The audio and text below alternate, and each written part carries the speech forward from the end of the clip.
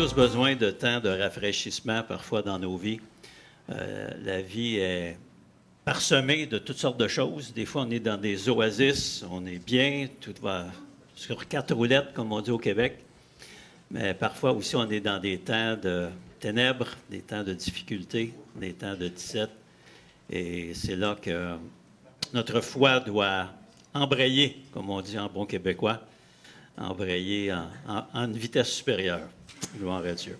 Alors, je suis content d'être avec vous ce matin. On était 2 semaines à l'extérieur. Il y a 2 semaines, on était à Lévis pour le cours Kairos sur la mission. Et la semaine passée, on était à Lac-Mégantic. D'ailleurs, les frères et sœurs de Lac-Mégantic vous saluent et vous souhaitent un joyeux Noël, une bonne année. Et pas seulement plein de santé, mais plein des diverses grâces de Dieu sur votre vie. Alléluia.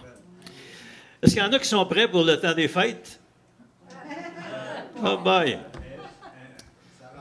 Ouais, mettons que on a été pris par surprise un peu au début novembre avec cette première neige qui finalement est restée. Et ça, on n'est pas habitué à ça. Donc là, on s'est fait geler les doigts à poser les décorations de Noël à l'extérieur. Alors, nous, ce qu'on a fait, on les a mis dans les fenêtres à l'intérieur. Alors, on ne s'est pas gelé les doigts. Puis, ça se voit de dehors, donc ça fait quand même festif et ça fait beau. Mais on ne s'est pas donné la peine d'aller se geler les doigts dehors. Et je sais que mon épouse manque de temps pour faire les tourtières, les pâtés, toutes ces choses-là. Mais sûrement, la semaine juste avant Noël, on va être sur le branle-bas de combat en train de faire ça. Gloire à Dieu. Je vous pose la question parce qu'en réalité, le premier Noël avait été très bien préparé. Et c'est d'ailleurs un texte qu'on va lire dans l'Épître de Paul aux Galates. Et on va commencer avec ça, chapitre 4, verset 4. J'ai juste un verset pour débuter, bien sûr, vous me connaissez. Il va en avoir un peu plus qui vont s'ajouter. Mais j'aimerais donner celui-là en guise d'introduction. Galates 4, 4, où l'apôtre Paul dit « Mais lorsque les temps ont été accomplis, Dieu a envoyé son Fils, né d'une femme, né sous la loi. » Alors, c'est très concis comme texte, mais ça nous montre que Dieu avait préparé la venue de son Fils sur cette terre de toute éternité. C'est l'apôtre Pierre, je crois, qui dit dans son épître, « Avant même la fondation du monde, l'agneau de Dieu avait été préparé. » Donc, Dieu savait, bien sûr, qu'on faillirait dans le jardin d'Éden et qu'on se mettrait dans le trouble nous-mêmes, comme on a l'habitude de faire, nous, les êtres humains. Mais il avait déjà prévu le coup et le Sauveur, déjà dans le début de la Bible, dans la Genèse chapitre 3, déjà Dieu annonce que la postérité de la femme écrasera la tête du serpent. C'est-à-dire qu'on aurait une victoire finale sur le mal dans ce monde. Et bien sûr, on aspire encore à voir cette victoire-là d'une façon réelle et tangible. Chaque année, lorsqu'on fait les rétrospectives de fin d'année, on se rend compte que beaucoup de malheurs, beaucoup de difficultés, beaucoup de morts inutiles se sont produites dans notre génération. Mais un jour, tout cela va changer. Donc, Dieu a un projet pour l'humanité, un projet de paix, non pas de malheur, mais un projet de paix. Et Dieu a envoyé son Fils, Jésus-Christ, sur la terre. Il s'est fait homme, Dieu le Fils s'est fait homme, et il est venu pour faire et rencontrer les exigences parfaites du Père, remplir à la perfection le plan de rédemption pour l'humanité.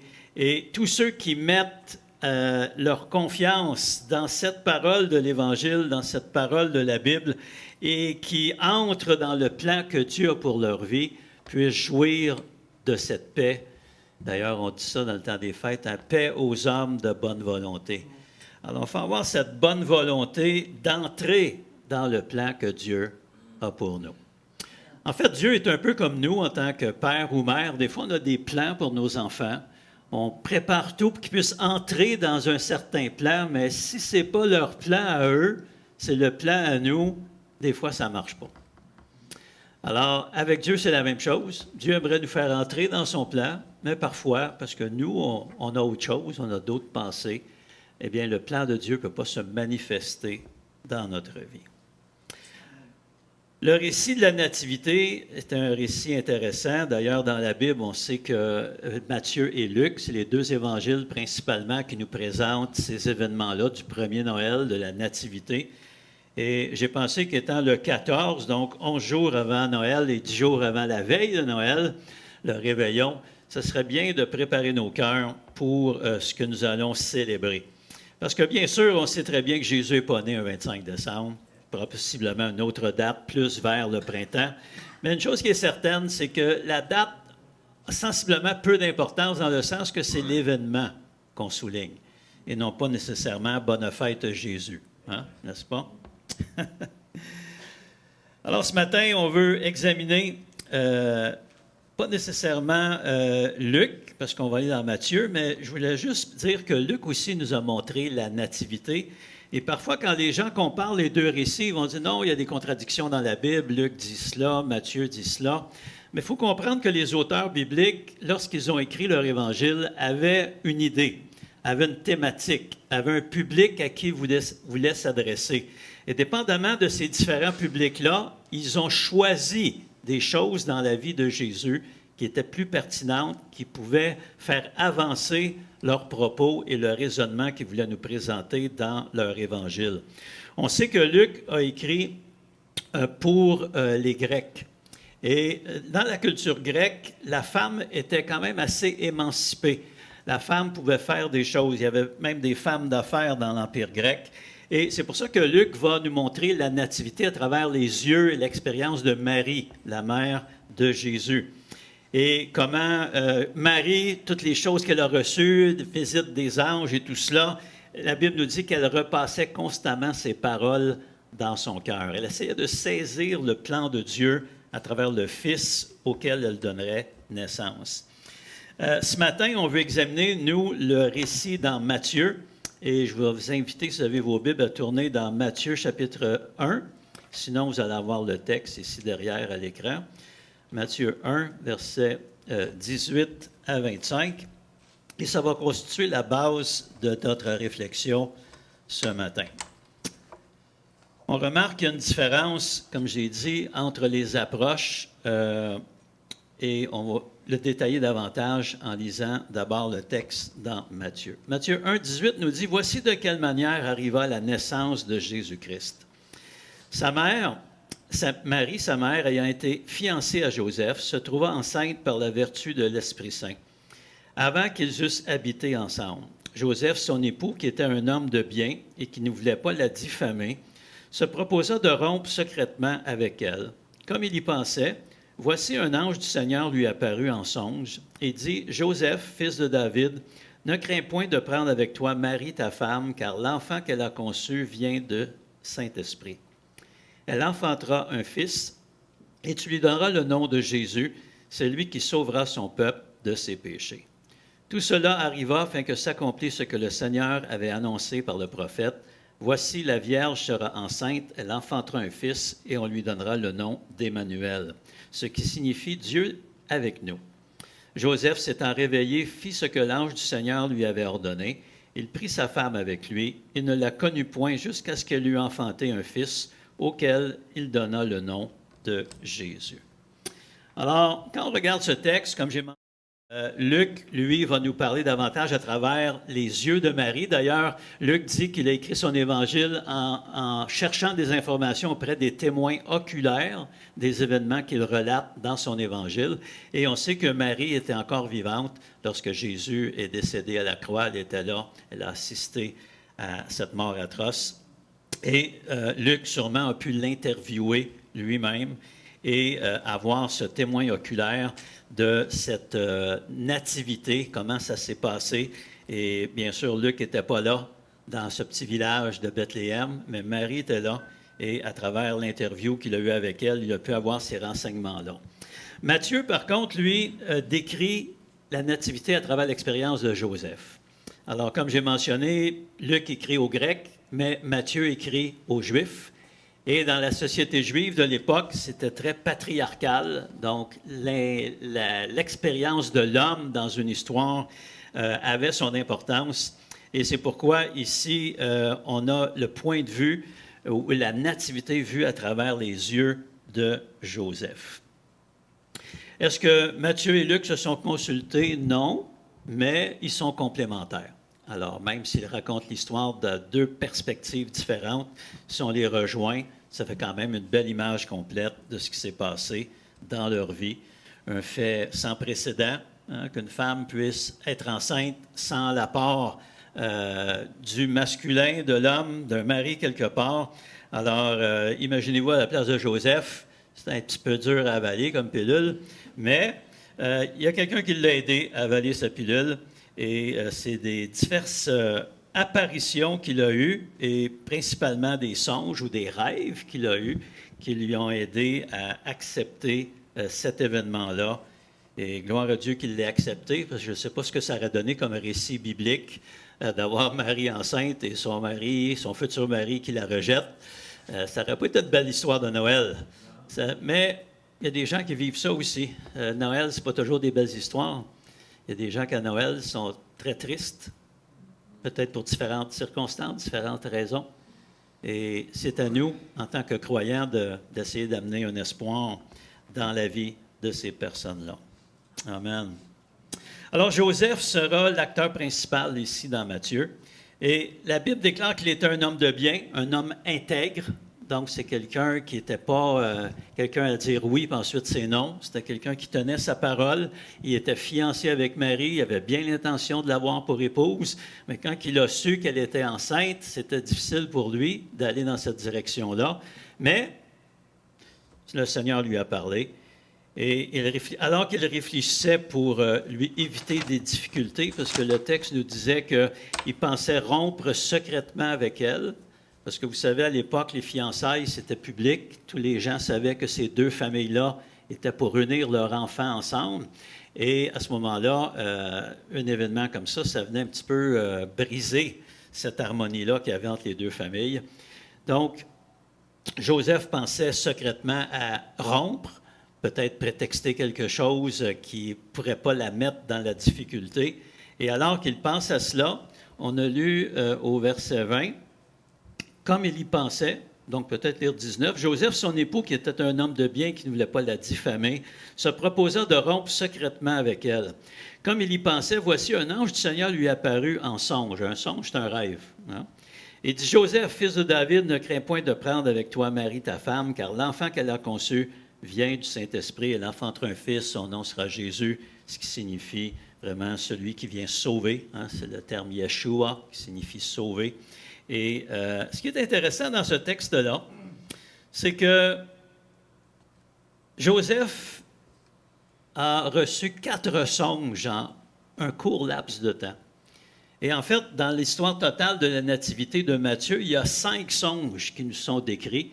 Et c'est pourquoi j'ai donné comme titre à mon message ce matin, Joseph, un rêveur qui obéit. Donc, il rêvait souvent, Joseph, ou en tout cas, quand il rêvait, Dieu lui parlait. Et ce qui est bon, c'est qu'il obéissait à ce qu'il avait vu dans son songe. Un songe, c'est un rêve inspiré par Dieu, où il nous révèle des directions pour l'accomplissement de ses plans. Donc, on sait très bien qu'il nous arrive de rêver des choses qui n'ont aucun sens, ça n'a aucune logique. On fait des cauchemars aussi des fois qui nous laissent en sueur et tremblants. Mais un songe, c'est vraiment, on reconnaît qu'il y a une direction divine dans cela et ça nous pousse vers l'accomplissement des plans que Dieu a pour nous. Donc, un songe en langage commun, on pourrait dire, c'est Dieu qui nous parle pendant notre sommeil. Alors ça, c'est merveilleux. Et c'est intéressant de voir qu'ici, dans notre texte, c'est le moyen principal que Dieu a utilisé pour parler à Joseph. On pourrait se poser la question, pourquoi? Non, c'est vrai qu'il n'y avait pas de cellulaire à l'époque. Il n'y avait pas de radio non plus, il n'y avait pas de TV. Donc, comment faire pour parler à Joseph? Mais il aurait pu y parler comme Abraham, c'est des anges qui lui apparaissaient, qui lui parlaient de vive voix. Donc, pourquoi Joseph, lui, c'est dans son sommeil que Dieu lui parle tout le temps? Pardon? Oui. Il fallait que ce soit discret. Pensez à son métier. Qu'est-ce qu'il faisait, Joseph? Il était charpentier. Est-ce qu'il y avait des Rona à l'époque? Est-ce qu'il fallait aller chercher des 2x4 en pain puis fabriquer une belle table avec ça? Non, il fallait qu'il aille dans la forêt puis qu'il se coupe un arbre. Puis qu'ensuite, il y ait tous les outils nécessaires pour amener cet arbre-là en morceaux de bois qu'il peut utiliser dans ce qu'il faisait comme travail. Donc, c'est un travail, je crois, qui était assez physique. Donc, quand il arrivait à 6h, 6h30 le soir, le soleil se couchait, Joseph, il voulait dormir. Alors, Dieu a dit, la meilleure place que je peux lui parler, c'est quand il dort.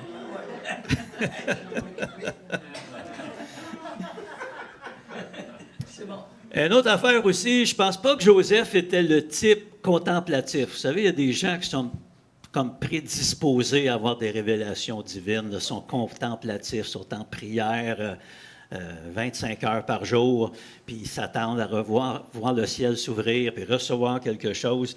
Je pense pas que Joseph était de ce style-là. Je pense pas que quand il arrivait devant un arbre, il disait « Oh, quel bel arbre! Regarde sa belle écorce, regarde ses beaux rameaux. » Je pense que... Non, il n'avait pas le temps. Lui, il le coupait, il l'amenait, puis il le travaillait pour qu'il puisse faire un gagne-pain pour sa famille.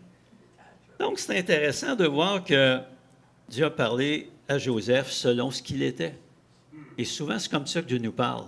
Dieu peut parler d'une manière à Serge, Dieu peut parler d'une manière différente à Hélène, parce qu'il nous connaît et il nous parle d'une façon qu'on puisse comprendre. Même chose quand il faisait ses réalisations, peut-être, je ne sais pas, il faisait des portes, il faisait des tabourets, Je doute que quand il finissait une porte, Joseph regardait sa porte et disait « Wow, oh, quelle belle porte que j'ai faite! » Il n'avait pas le temps de faire ça, il était occupé, il fallait que ça produise, et à la fin d'une journée, il n'y avait pas de difficulté à s'endormir. Dans le livre de l'Ecclésiaste, chapitre 5, verset 11, ça dit « Le sommeil du travailleur est doux. » Est-ce qu'il y en a qui peuvent dire « Amen » à ça? Hein, quand on travaille fort, 8 heures au travail, puis qu'on arrive à la maison, on se couche, puis absolument on s'endort, si on n'est pas trop préoccupé, bien sûr. Donc, le sommeil du travailleur est doux. Et je dirais que pour Joseph, le seul temps où Dieu pouvait vraiment attirer son attention à cet homme qui était, on peut le dire, un pratico-pratique, c'était quand il dormait. Alors, Joseph, par contre, ne faisait pas juste dormir puis recevoir des songes, mais c'était aussi un homme obéissant. Alors ça, c'est intéressant. Et à chaque fois que Dieu lui a parlé, on va le voir dans les différents versets, il a obéi. Et c'est tout à son honneur, en fait. Vous savez que Joseph, possiblement, a disparu à un moment donné de la vie de Jésus, alors que Jésus était encore jeune. La dernière référence à Joseph, c'est lorsque Jésus était dans le temple à l'âge de 12 ans. On l'avait oublié. Toute la caravane était repartie. Et tout à coup, on a cherché parmi les voisins, les cousins, les cousines, la parenté élargie, puis on a dit où est Jésus, puis Jésus n'était pas là. Alors, ils sont retournés en ville, à Jérusalem, ils l'ont cherché partout, puis ils l'ont trouvé dans le temple. Et c'est la dernière fois qu'on entend parler de Joseph. À la croix, on le sait très bien, c'est Marie qui est là, Joseph n'est pas là. Donc, on croit que Joseph serait décédé alors que Jésus avait entre 12 ans et 30 ans lorsqu'il a commencé son ministère public. Et ça, c'est intéressant parce que si vraiment Joseph est décédé quand Jésus était jeune, peut-être pas trop jeune non plus, vous savez que Jésus, bien sûr, était le fils aîné. Marie a eu d'autres enfants par la suite. D'ailleurs, ils sont nommés dans les évangiles. Et le fait que Jésus était l'aîné et que son père est décédé, toute la tâche de la charge familiale tombait sur ses épaules. Alors, je dis parfois, Jésus n'a pas juste donné sa vie sur la croix, mais il l'a donné bien avant pour sa famille. C'est lui qui devait nourrir les bouches. C'est lui qui devait nourrir sa mère. C'est lui qui devait reprendre le métier. D'ailleurs, dans la Bible, on nous présente Jésus de Nazareth, le charpentier. Il avait repris le métier de son père. C'est le métier qu'il avait reçu de Joseph. Alors, cette idée de donner sa vie, il l'avait déjà en lui-même. Et bien sûr, le sacrifice qu'il a fait à la croix était ultime par rapport à ce qu'il a fait pour sa famille. Mais ça nous montre comment Dieu peut même nous préparer à une œuvre finale pour nous avec les choses de la vie de tous les jours. Alors qu'on soit une personne contemplative comme cette Marie qui se tenait au pied de Jésus puis qui buvait chacune de ses paroles, ou qu'on soit une personne pratique comme Joseph, l'important, c'est lorsque Dieu nous parle, il faut obéir. Ouais. Alors, le premier songe, on l'a lu, c'est au verset 24 et 25. Le Seigneur a parlé dans un songe à Joseph. Et il a confirmé 3 choses dans ce songe-là. Premièrement, il a confirmé que c'était sa volonté qu'il s'unisse avec Marie, qu'il la prenne comme épouse. Deuxièmement, il a confirmé que la conception de Jésus était une conception divine. C'est le Saint-Esprit qui a couvert Marie d'une façon poétique, on dit de son ombre. Et une confirmation aussi du nom de son fils. Ils vont l'appeler Jésus. Alors, bien sûr, Joseph était le père adoptif de Jésus. Et la réaction de Joseph au verset 24 et 25, ça nous dit « Joseph s'étant réveillé, hein, c'est sûr que quand on rêve, c'est pendant qu'on dort, donc là, il se réveille, fit ce que l'ange du Seigneur lui avait ordonné, et il prit sa femme avec lui, mais il ne la connut point jusqu'à ce qu'elle eût enfanté un fils auquel il donna le nom de Jésus. » Alors, il a mis en pratique, il a fait exactement ce que l'ange lui avait demandé de faire. Maintenant, l'histoire va se poursuivre. Jésus est né à Bethléem et à un moment donné, le roi Hérode va vouloir faire tuer tous les enfants parce que lorsque les mages sont allés au palais d'Hérode, ils pensaient que c'était là qu'ils trouveraient le roi des Juifs. Et malheureusement, ils sont tombés sur le mauvais gars parce que Hérode avait le titre de roi des Juifs. Alors, il n'a pas vraiment aimé qu'un nouvel aspirant, roi des Juifs, se présente, même si c'était un enfant. Et dans sa rage meurtrière, on le sait, il a fait éliminer tous les enfants de Bethléem âgés de 2 ans et moins. Alors, dans Matthieu 2,12, nous lisons ceci. « Puis, divinement avertis en songe de ne pas retourner vers Hérode, ils regagnèrent leur pays par un autre chemin. » Donc ici, ce n'est pas Joseph qui reçoit un songe, mais c'est les mages. Et les mages avaient dit à Hérode, on va le trouver, puis quand on va l'avoir trouvé, on va te donner ses coordonnées GPS, comme ça tu vas pouvoir le retrouver toi-même.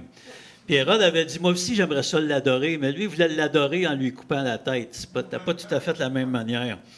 S'il y a des gens qui vous adorent de cette façon-là, c'est mieux que ce ne soient pas des adorateurs finalement. Alors ils ont regagné leur pays par un autre chemin. Et c'est Matthieu qui raconte l'épisode des mages, tandis que Luc raconte celle des bergers. C'est intéressant, hein? Pourtant, les 2 groupes étaient là, mais chacun a donné une couleur à son évangile, a souligné les points qu'il trouvait importants pour justifier ce qu'il avait à dire. Et étant donné que Luc écrit pour les Grecs, eh bien, les païens racontent l'histoire des bergers israélites qui accueillent et visitent le Sauveur, parce que le salut vient des Juifs. Tandis que Matthieu lui raconte celle des mages. Pourquoi? Parce que Matthieu va nous présenter Jésus, le roi des Juifs. Alors, chacun avait... c'est un peu comme quand on était à l'école, hein, puis on nous demandait de faire... comment on appelait ça? Donc, une composition, oui, c'est ça. Si on avait une thématique, il fallait choisir en rapport avec cette thématique-là. Alors, c'est ce que les auteurs bibliques ont fait aussi. Matthieu, qui écrit pour les Juifs, raconte la venue des mages étrangers qui apportent des cadeaux au roi des Juifs. Et ça nous montre que les nations, un jour, vont adorer aussi le roi sauveur de tous les hommes. Dans le verset qui suit, au verset 13, donc Matthieu 2, 13, nous avons ce texte qui dit « Lorsqu'ils furent partis, donc les mages, voici un ange du Seigneur apparu en songe à Joseph. » Alors vraiment, Joseph, on nous le présente souvent endormi, là. Et dit, « Lève-toi, prends le petit enfant et sa mère, fuis en Égypte et reste-y jusqu'à je te parle. Car Hérode cherchera le petit enfant pour le faire périr. » Alors, ici, dans ce songe, il y a des directions très claires. Dieu lui demande de fuir en Égypte immédiatement et d'attendre là-bas les instructions. Et on a la menace d'Hérode. Comme j'ai mentionné, il avait ce surnom, roi des Juifs. Et il voyait mal un opposant, même s'il était petit. Et d'ailleurs, les historiens nous disent qu'Hérode, c'était vraiment presque un psychopathe, un meurtrier, un fou. Il ne tolérait pas beaucoup la présence de concurrents autour de lui.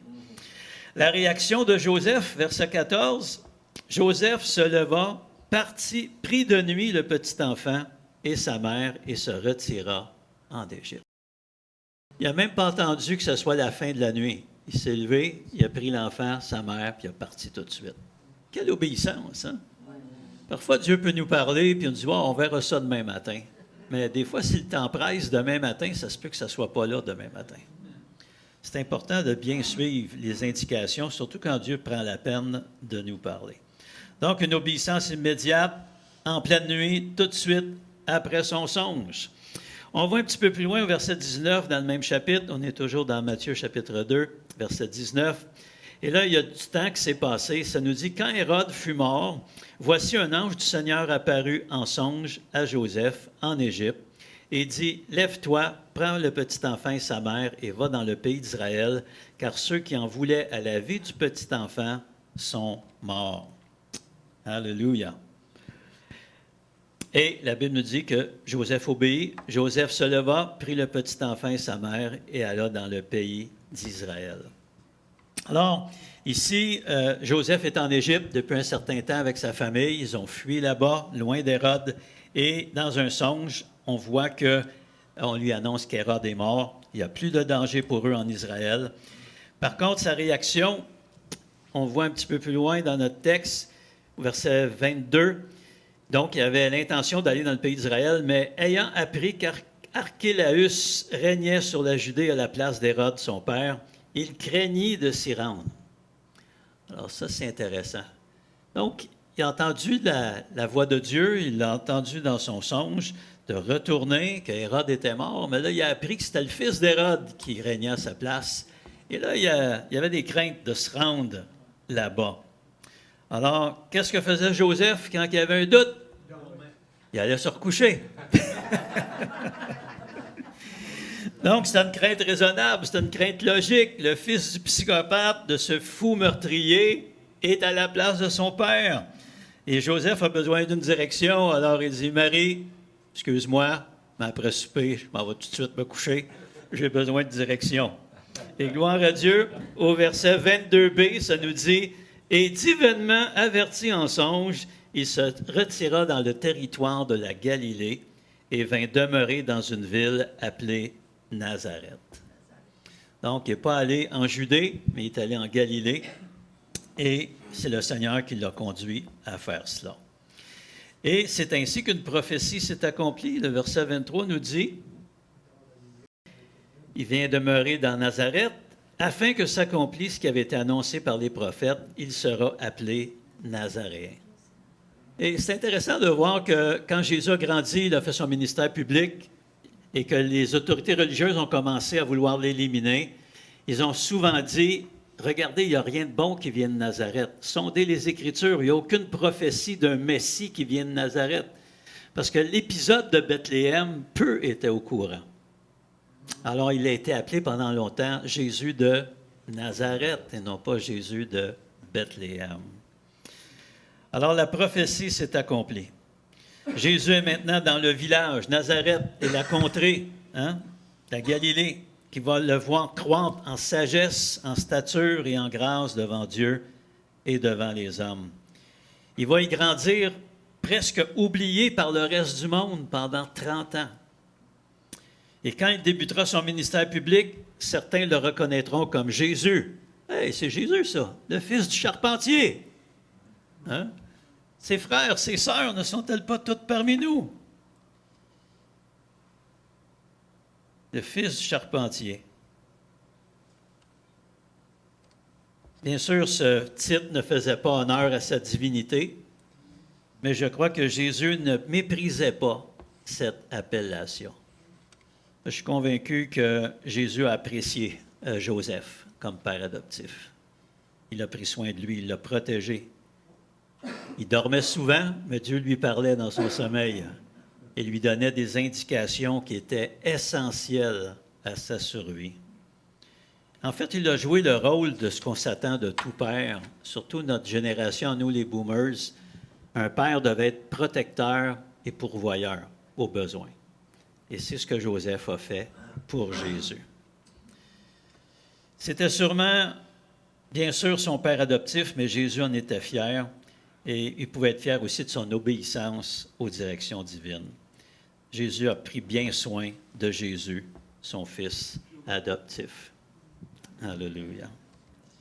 Donc, Joseph a fait le travail qu'il avait à faire. Alors, qu'est-ce qu'on peut conclure pour nous en cette période où on se prépare à célébrer cet événement incroyable de Dieu fait homme, fait chair pour nous, qui naît dans une mangeoire. Il n'était pas dans le palais des rois, il est né vraiment à notre niveau, salué par des rois, des mages, oui, mais salué aussi par des bergers. Vous savez qu'à l'époque, les bergers, c'était vraiment une des tâches, à part esclaves, là, berger, c'était pas loin en bas de l'échelle. Alors, Jésus s'est présenté, les anges l'ont présenté, vraiment aux personnes humbles. Et pour l'accueillir dans nos vies, ça prend l'humilité. Il faut être d'accord de dire que oui, on peut mener notre vie comme on veut, mais des fois, on la mène mal. Parfois, on se mène nous-mêmes dans des situations difficiles. Et parfois, quand ça arrive, c'est là qu'on crie vers le ciel en disant, s'il y a un Dieu à quelque part, viens m'aider. Mais ce qui est merveilleux ce matin, c'est que Jésus qui est né dans une étape il y a 2000 ans, ce même Jésus peut naître dans nos cœurs aujourd'hui. Et à tous ceux qui le reçoivent, nous dit l'apôtre Jean dans son évangile, il a donné la puissance de devenir un enfant de Dieu. On ne naît pas enfant de Dieu, mais on le devient par la foi en Jésus-Christ. Donc, quelques conclusions. Quand Dieu nous appelle à jouer un rôle dans son plan, écoutons bien et obéissons comme Joseph. Il y a un passage dans l'Ancien Testament, dans 1 Samuel, chapitre 15, verset 22, qui est un passage très intéressant, qui nous dit ceci. 1 Samuel 15, verset 22. Samuel dit, « L'Éternel trouve-t-il du plaisir dans les holocaustes et les sacrifices, comme dans l'obéissance à la voix de l'Éternel? Voici, l'obéissance vaut mieux que les sacrifices, et l'observation de sa parole vaut mieux que la graisse des béliers. » Vous savez, parfois, nous, les êtres humains, on est profondément religieux, on aime bien faire des sacrifices, faire des aumônes, se mortifier un peu. Mais la Bible nous dit que l'obéissance surpasse toutes ces choses-là. Et dans les évangiles, on nous parle de l'obéissance à la foi. C'est important d'obéir à la foi qui nous a été proposée. Donc ça, c'est une conclusion qu'on peut avoir par rapport à la vie de Joseph. On voit un homme qui, lorsque Dieu parlait, il écoutait et il obéissait surtout. Et on voit qu'il le faisait promptement, tout à son honneur. Deuxièmement, on doit faire attention à notre définition de la spiritualité. Parfois, des Marthe et des Marie, on les oppose. Hein. Marthe, c'était la pratico-pratique, celle qui était dans la cuisine en train de préparer la popote pour Jésus et les 12 disciples, et peut-être toute la foule qui le suivait. Jésus arrivait rarement seul hein, dans une fête. Il arrivait toujours, pas avec sa caisse de 12, mais avec ses 12. Et souvent, la foule suivait et l'hospitalité de l'époque voulait que tu accueilles tout le monde. Donc, s'il y a de la soupe pour 15, il y en a pour 25. On rajoute un peu d'eau. C'est l'ingrédient secret. Alors qu'on soit Marthe affairait à la cuisine ou Marie assise au pied de Jésus qui écoute sa parole, ça prend les deux. Parce qu'il y aurait juste des Marthes, mais il n'y a personne qui écouterait Jésus. S'il y aurait juste des Maries, il n'y a personne qui préparera à manger. Donc, il faut comprendre que des Joseph, des pratico-pratiques, des Maries, des contemplatifs, on a toutes sortes de tempéraments et le Seigneur est capable de parler à chacun d'entre nous. On a toute une place au pied du Seigneur. Et dernière conclusion que j'aimerais faire, principalement à cause de la période dans laquelle on est, c'est important de redire l'histoire de Jésus. Il y a un chant qui dit exactement ça, hein? « Redites-moi l'histoire. » Ouais. Pourquoi? Parce qu'on oublie. C'est facile dans l'effervescence de Noël, surtout ici en Occident. Tout est Noël dès que l'Halloween est fini. Hein? Puis des fois, même dans 2 rangées, tu peux avoir l'Halloween sur un bord puis Noël sur l'autre. Puis c'est pas long qu'on nous bombarde avec les cantiques de Noël, les publicités de Noël, puis les dépenses de Noël, puis tout ce que tu veux de Noël, puis le Père Noël qui arrive en hélicoptère. Ça, c'est une chose que pendant nos années en Afrique, on n'a pas vraiment connu cet engouement comme ça, parce que là-bas, oui, ils vont célébrer Noël, mais pas de la façon dont nous, on le fait. Et je me souviens toujours d'une fois, on était dans un centre d'achat à Pretoria, en Afrique du Sud, puis j'ai vraiment rigolé cette fois-là, parce que j'avais jamais vu un Père Noël aussi maigre. Donc, premièrement, il était noir, bien sûr. On est en Afrique du Sud. Hein, il y a des Blancs, il y a des Noirs. Donc, c'était vraiment un Zoulou, je ne sais pas. Et il y avait vraiment, il était slim, grand. Puis le costume, il flottait dans son costume de Père Noël. Donc, je dis, waouh, ça, c'est vraiment, on veut, comment je pourrais dire, reproduire une espèce de modèle, de stéréotype. Mais ça ne concorde pas du tout avec le climat, avec ce que les gens sont. Et ce que je rends grâce à Dieu que l'Évangile a parcouru le monde entier à partir des apôtres. Dans chaque pays où presque il y a des croyants, des gens qui croient que Jésus-Christ est Seigneur et Sauveur, qui le louent et le célèbrent dans leur langue, dans leur dialecte, dans leurs coutumes, à leur façon. Et ça, c'est la beauté de l'Évangile, parce que l'Évangile peut s'adapter à chaque culture. Le message ne change pas, mais son expression peut changer. Alléluia. Alors, racontons autour de nous l'histoire de Jésus, parce que vous savez très bien comme moi que dans les fêtes de Noël, le principal concerné est oublié. Hein? C'est comme deux femmes qui étaient au restaurant, puis la serveuse elle leur demande, elle dit, qu'est-ce qui vous amène au restaurant? Elle dit, on célèbre un anniversaire. Ah oui, l'anniversaire de qui? C'est-tu vous? C'est-tu vous? Elle dit, non, non, c'est mon fils. Mais elle dit, il est où votre fils? Ah, il ne pouvait pas venir, mais on le célèbre pareil. N'est-ce pas que beaucoup de gens célèbrent Noël de cette façon-là? Jésus n'est pas là. Hein? Replaçons Christ au centre de Noël. Il y a plusieurs années, dans les langues anglaises, on a commencé à écrire Christmas, juste un X, un trait d'union, puis MAS. C'était une façon d'enlever Christ de Christmas. Mais Christmas sans Christ, il serait juste mus. Et ça ne veut pas dire grand-chose. Alors, c'est important dans nos vies, si on veut vraiment jouir de ce Noël qui s'en vient, de réaliser que Dieu nous a tellement aimés, qu'il avait tout préparé d'avance pour qu'un sauveur puisse venir nous racheter. Et c'est le seul qui pouvait le faire. Alors, soyons sensibles, un peu comme Matthieu et Luc, qui ont été sensibles aux particularités des gens qui étaient pour les lire, les écouter. Soyons sensibles aux gens autour de nous et qu'on puisse leur donner, dans cette histoire de Jésus, l'essentiel qui pourra toucher leur cœur et transformer leur vie. Est-ce qu'on peut pencher nos têtes quelques instants?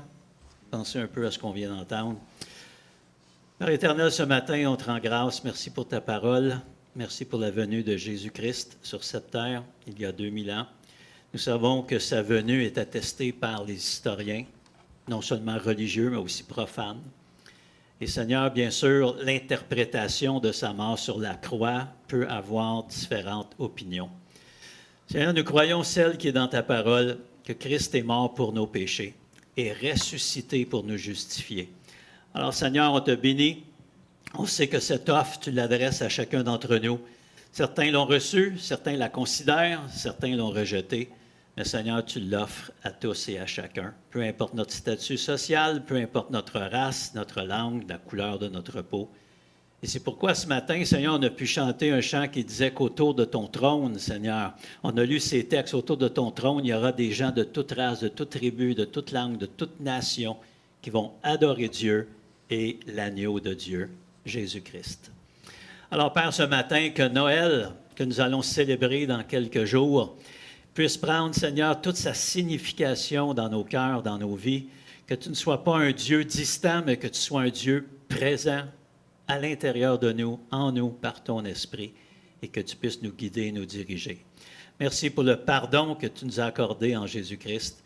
Et nous savons très bien, Seigneur, que toutes ces histoires sont reliées. La crèche nous conduit à la croix, et la croix nous conduit au tombeau vide, et le tombeau vide nous conduit au trône céleste où tu t'es assis à la droite du Père. Alors Seigneur, on veut te bénir ce matin. On te demande que tu puisses nous protéger, ceux qui devront voyager pendant ce temps des fêtes. Seigneur, enlève tout danger de notre route et permets qu'on puisse briller pour toi, Seigneur. Qu'on ose dire dans nos rencontres de famille, savez-vous qui on célèbre vraiment? Savez-vous quelle est l'origine de cette fête? C'est Jésus qui nous aime et qui est mort pour nous. On n'a pas besoin parfois de dire grand-chose, mais Seigneur, permet que ces paroles puissent avoir un impact dans les cœurs. Seigneur, on te bénit ce matin. On te donne toute la gloire, la louange, l'honneur, dans le nom de Jésus. Amen.